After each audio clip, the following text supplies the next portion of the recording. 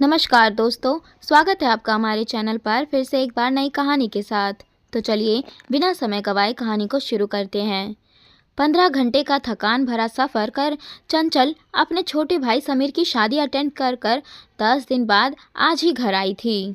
अपने 3 साल के बेटे प्रिंस को सोफे पर बिठाकर अभी वो कमरे में जा ही रही थी कि ममता जी ने उससे कहा, बहू अब फटाफट से खाना बना ले, तेरी दोनों नंदे ससुराल से आज आ रही है, तो जो भी बनाना उनकी पसंद का बनाना। मैंने ज़रूरत का सारा सामान भी मंगवा कर रख दिया है। अपने कमरे की तरफ जाती हुई चंचल के पैर तो वहीं ठिठक गए। मन ही मन सोचने लगी कि नंदों को भी पता था कि मैं 15 घंटे की सफ़र तय करके थकी हारी घर आऊँगी, फिर आ जाने की क्या सूझी, जबकि दोनों यहीं पास में ही रहती हैं और हर रविवार को यहाँ आ जाती है। इतने में बाहर ऑटो वाले को पैसे देकर उसका पति संजय भी अंदर आया और आकर सोफे पर पसर गया। उसे देखकर ममता जी बोली, अरे मेरा बेटा, थक गया क्या? बहुत दूर है तेरा ससुराल तो। पता नहीं समधी समधन को क्या सूझी जो तेरी शादी के बाद इतनी दूर जाकर शिफ्ट हो गए। अगर मुझे पता होता तो मैं इतनी दूर तेरा ससुराल कभी नहीं करती। अब माँ, इसमें हमारे बस की बात थोड़ी ना है। जहाँ पर बच्चों का काम होगा माता पिता वहीं अपना ही शिफ्ट हो जाते हैं। फिर मम्मी जी पापा जी अकेले भी क्या करते यहाँ पर? संजय ने अपने सास ससुर का पक्ष रखते हुए कहा। ममता जी मुंह बनाती हुई चंचल की तरफ देखकर बोली, अब खड़ी खड़ी यहाँ क्या कर रही है? जा फटाफट से चाय बना कर ले आ। देख नहीं रही ये कितना थक गया है? ममता जी की बात सुनकर संजय हंसते हुए बोला, अरे माँ, मैं अकेले थोड़ी ही ना थका हूँ, वो भी तो थकी है। वो भी मेरे साथ ही तो आई है, तो इतनी दूर से ट्रेन में बैठी बैठी तो आई है। कौन सा ट्रेन में कोई काम कर रही थी जो थक गई? ममता जी चिढ़ती हुई बोली। चंचल ने अपने लगेज की तरफ देखा तो संजय ने कहा, तुम जाओ और चाय बना लो, तब तक मैं ये सारे बैग उठाकर कमरे में रख देता हूँ। उसकी बात सुनकर चंचल तो रसोई में चली गई। पीछे से संजय उठकर बैग उठाकर कमरे में रखने लगा तो ममता जी बोली, अरे थोड़ा आराम कर ले, अभी अभी थका हुआ तो आया है, बैग उठाकर वो नहीं रख सकती क्या? जो उसका काम तू कर रहा है। माँ, उसमें उसका काम और मेरा काम क्या है? इसमें मेरा भी तो सामान है। अगर मैं रख दूँगा तो काम जल्दी ही फ्री होगा। फिर सोच रहा हूँ कि बाहर से ही कुछ मंगा लेता हूँ, बहुत ज़ोर से भूख लग रही है। अब चंचल भी थक गई होगी तो क्या खाना बनाएगी? क्यों, खाना क्यों मंगा रहा है? अभी तेरी दोनों बहनें मधु और मेघा भी तो आ रही है यहाँ पर, उन्हें क्या बाहर का खाना खिलाएगा? ममता जी की बात सुनते ही संजय जहाँ था वहीं रुक गया।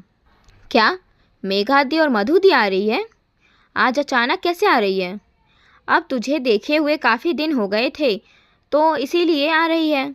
वो तो उनके बच्चों की परीक्षाएं चल रही हैं, छुट्टियां नहीं मिली, नहीं तो बच्चों को भी लेकर ही आती। बहुत दिन तो कहाँ हो गए माँ? अभी 5 दिन पहले यहाँ से गया था, तब तो दोनों ही मुझसे मिलकर गई थी। संजय ने धीरे से कहा, ये तो उनका प्यार है तेरे लिए, जो वो तुझसे मिलने आना चाहती है, तो इसीलिए बाहर से खाना मत मंगा। चुपचाप बहू को बोल दे कि उनकी पसंद की चीज़ बना दे। मेरी बेटियां कोई बाहर का आया हुआ खाना नहीं खाएंगी। पर माँ, चंचल भी तो थक चुकी है। 15 घंटे का सफ़र कुछ कम नहीं होता है, ऊपर से 3 साल का बेटा है। ट्रेन में कितना परेशान कर दिया उसने। एक बच्चे में ही थक गए तुम लोग। मैं भी तो तुम तीनों को लेकर जाती थी तुम्हारी ननिहाल। माँ, वो 15 घंटे का रास्ता नहीं था, लेकिन 1 घंटे तो ट्रेन में सफ़र करती ही थी ना। तब तो मेरी मदद के लिए कोई नहीं आता था, वो भी 3 बच्चों के साथ। माँ, आपने क्या किया वो आप जानो। आपकी सास ने आपके साथ क्या क्या किया आप जानती हो, लेकिन आपके साथ जो हुआ उसे बहू पर थोपना तो गलत बात है ना। भला उसका बदला बहू से क्यों? तेरे पापा ने तो कभी पलट कर जवाब नहीं दिया तेरी दादी को, जो तू अपनी पत्नी के लिए मेरे सामने हो जाता है। माँ, पापा और मुझ में फ़र्क है, आप हर चीज़ में कंपेयर क्यों करते रहते हो? मेघा दी और मधु दी आ रही है तो उन्हें भूखा तो वापस नहीं भेजूंगा, लेकिन हाँ, खाना मैं बाहर से ही मंगा रहा हूँ। चंचल भी थक चुकी है, उसे भी आराम चाहिए। अभी तो काम पर लगा दोगे, फिर बीमार पड़ गई तो 2-3 दिन तक घर का काम खुद करोगे। उससे बेहतर है खाना बाहर से ही मंगा ले। कहकर संजय ने खाना बाहर से ही ऑर्डर कर दिया। ये देखकर ममता जी तिल मिलाकर रह गई। खैर, थोड़ी देर बाद अभी तीनों बैठकर चाय पी ही रहे थे, मेघा और मधु भी आ गई। उन्हें देखकर अम्मा जी बहुत खुश हुई। अभी वो लोग बैठकर हालचाल पूछ ही रही थी कि इतने में डिलीवरी बॉय खाना देने आ गया। संजय ने जाकर खाना लिया और पेमेंट करके आ गया। ये देखकर मधु और मेघा ने ममता जी की तरफ इशारा करते हुए पूछा कि क्या बात है, खाना बाहर से क्यों मंगाया? भैया, आजकल की बहुओं को जोर आता है नंदों के लिए खाना बनाने में, इसीलिए बाहर से खाना आया है। ममता जी भी धीरे से बोली, पर ये बात चंचल को सुनाई दे गई, पर वो कुछ भी ना बोली, बस उठकर रसोई में आ गई, क्योंकि वो ज़रा सा बोलेगी तो ममता जी 10 बातें सुनाएगी। और इस बार तो 2 नंदे भी साथ बैठी हुई थी। संजय और चंचल ने मिलकर खाना निकाला और सब लोग साथ ही खाना खाने बैठ गए। इतने में मेघा बोली, कुछ भी कहो चंचल, तुम बड़ी भाग्यवान हो जो तुम्हें ऐसा ससुराल मिला है। पूरे परिवार के साथ बैठकर खा रही हो, वरना हम तो रोटियां बेल बेल कर ही परेशान हो जाते हैं। तुम्हें तो इसके लिए बहुत दान धर्म करने चाहिए और भगवान का शुक्रिया अदा करना चाहिए जो तुम्हें हमारा भाई मिला, जो कम से कम यह तो समझता है कि बीवी थकी हुई है तो बाहर से खाना मंगा लो, वरना हमारे पति तो खाना बनवा ही लेते थे हमसे। मधु भी साथ की साथ बोली, पर चंचल मुस्कुरा कर रह गई। अरे, वो तो मेरी दोनों बेटियां एक ही घर में हैं, जो मिलजुल कर काम कर लेती है। नहीं तो इतना बड़ा परिवार है, कोई और होती तो बहुत बुरा हाल हो जाती। पर माँ, कुछ भी कहो, ये तो इन दोनों की किस्मत इतनी अच्छी है। इनकी सासू माँ बराबर इनके साथ रसोई में लगी रहती है खाना बनाने के लिए, और क्या शानदार खाना बनाती है। और इनकी दोनों नंदे भी कोई भी काम हो भाग भाग कर सब संभालती है। संजय ने कहा तो ममता जी तुनकते हुए बोली, क्यों, तेरी बहनों ने क्या तेरी शादी में भाग भाग कर काम नहीं किया था? तो अम्मा, मैं कहाँ इनकी बुराई कर रहा हूँ, मैं तो बता रहा हूँ कि उनके परिवार वाले भी काफ़ी मिलजुल कर काम करते हैं। थोड़ी देर खाना खा लेने के बाद सब लोग बैठे तो मेघा ने कहा, अरे चंचल, तुम्हें तो बहुत सारी विदाई मिली होगी, आखिर तुम तो इकलौती बहन हो, ज़रा हमें भी विदाई दिखाओ तो सही। तभी मधु भी बोली, हाँ हाँ, हम तो आज इसीलिए आए हैं कि हम भी तो देखें आखिर हमारी भाभी को अपने मायके से क्या क्या मिला है। जब दोनों ने कहा तो चंचल उन्हें अपने साथ ही अपने कमरे में ले गई। पूरा परिवार वहीं बेडरूम में ही बैठ गया। तब चंचल ने विदाई वाले बैग खोल कर दिखाए। सचमुच बहुत सुंदर सुंदर साड़ियाँ थी। अरे वाह, ये तो कितनी शानदार साड़ी है, इस पर तो एम्ब्रॉयडरी वर्क किया हुआ है, लगता है हाथों से किया है ना?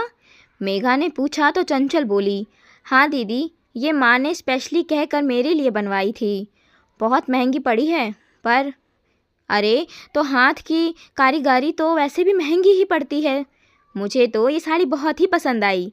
बीच में ही मधु भी बोल पड़ी। उसकी बात सुनकर चंचल मुस्कुरा दी, लेकिन तभी ममता जी बोली, अरे मधु, तुझे ये साड़ी चाहिए तो तू रख ले, भाभी होने के नाते चंचल तुझे तो दे ही सकती है। ममता जी की बात सुनते ही चंचल के चेहरे से मुस्कुराहट ही गायब हो गई। लेकिन संजय बीच में ही बोल पड़ा, दीदी, आप लोगों को ऐसी साड़ियाँ चाहिए तो मैं बनवा दूँगा।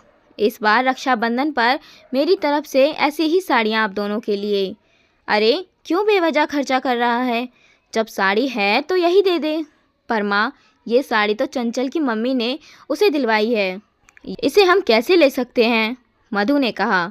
हाँ माँ, दीदी सही तो कह रही है। संजय ने मधु का समर्थन किया। क्यों नहीं ले सकते? भाभी की चीज़ पर तो ननद का भी हक होता है। तेरी दादी तो सीधा हुक्म करती थी देने के लिए, और तेरे पापा तो मेरी चीज़ दिलवा भी देते थे अपनी बहनों को, और तू पता नहीं कौन सी दुनिया से आया है जो देने से ही इनकार कर देता है। पर एक अच्छे बेटे की तरह तेरे पापा ने कभी इनकार नहीं किया अपनी माँ को और बहनों को। माँ, आपके सामने अच्छा बेटा बनने के चक्कर में मैं अपनी पत्नी के साथ गलत नहीं कर सकता।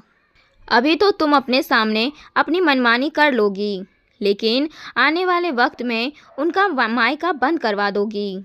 कड़वा बोल रहा हूँ लेकिन सच बोल रहा हूँ। आज तुम अपनी कौन सी ननद को घर पर बुला लेती हो? सच सच बताओ। संजय की बात का ममता जी बुरा मानते हुए बोली। सही बात है, बीवी के सामने बहनों को कौन पूछता है। आज तो मेरे सामने ही ये कह रहा है तो कल को तो पूछेगा भी नहीं अपनी बहनों को। माँ, तुम छोटी सी बात को कहाँ से कहाँ लेकर जा रही हो। ये छोटी सी बातें ही तो होती हैं जो मायका बिगाड़ने का काम करती है। वैसे संजय ने गलत नहीं कहा। हमें हमारी दोनों बुआ जी से मिलने हुए काफ़ी टाइम हो चुका है, सिर्फ इसी कारण से कि उन्होंने तुम्हारे साथ ऐसा किया और तुमने उनका मायका का रास्ता बंद कर दिया। अपनी बेटियों को संजय के पक्ष में बोलता देखकर ममता जी तो मुंह फुलाकर कमरे से निकल गई, लेकिन कम से कम मधु और मेघा को तो यह बात समझ आ गई कि अगर भविष्य में अपना मायका सही सलामत रखना है तो कुछ चीज़ों पर नियंत्रण ज़रूरी है।